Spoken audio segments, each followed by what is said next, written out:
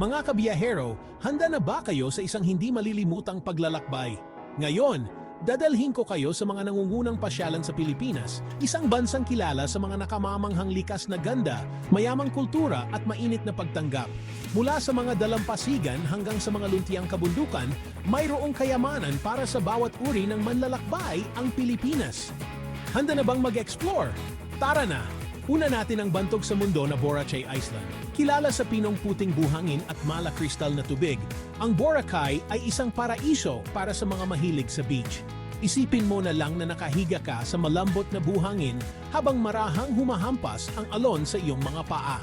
Kung mahilig ka sa mga water sports tulad ng kitesurfing at paddleboarding, o gusto mo lang mag-relax sa dalampasigan habang nagbabasa ng libro o mag-enjoy sa masiglang nightlife kasama ang mga bar at club, nasa isla na ito ang lahat. Ang Boracay ay tunay na isang destinasyon na hindi natutulog. Susunod, pupunta tayo sa Palawan, na madalas tinatawag na huling hangganan ng Pilipinas. Sa El Nido, makikita mo ang mga turquoise lagoon, nagtataasang limestone cliffs, at mga malinis na puting buhangin na dalampasigan.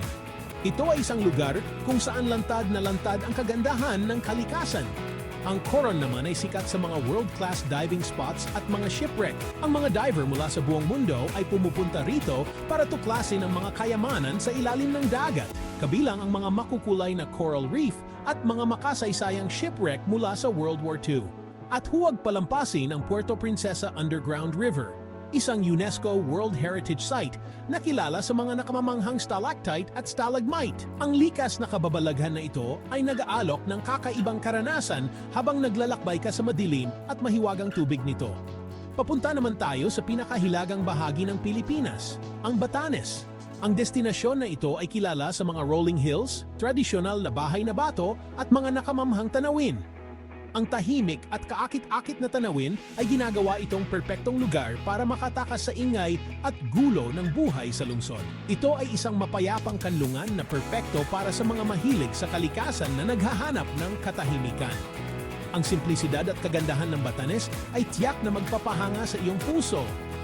Sa Bohol, makikita mo ang sikat na Chocolate Hills.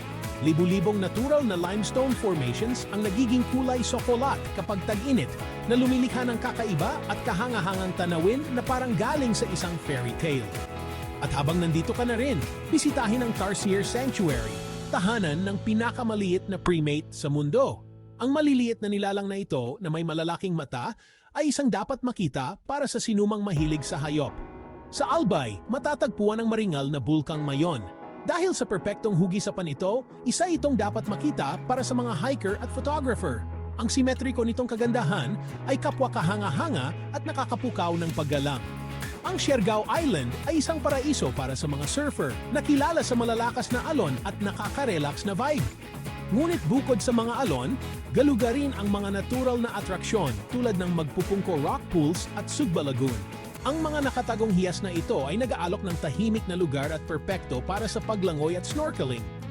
Ang Camiguin Island, na kilala bilang isla na ipinanganak mula sa apoy, ay perpekto para sa pag-enjoy sa mga hot spring, cold spring, at mga nakamamanghang sandbar. Ang pinagmulan ng bulkan ng isla ay lumikha ng kakaibang tanawin na kapwa maganda at nakakaintriga. Sa Cebu, huwag palampasin ang pagkakataong tuklasin ng Kawasan Falls, isang multi-layered waterfall na may mala-asul na tubig na perpekto para sa canyoneering. Galugarin din ang mga magagandang beach at diving spot ng Malapascua at Bantayan Island.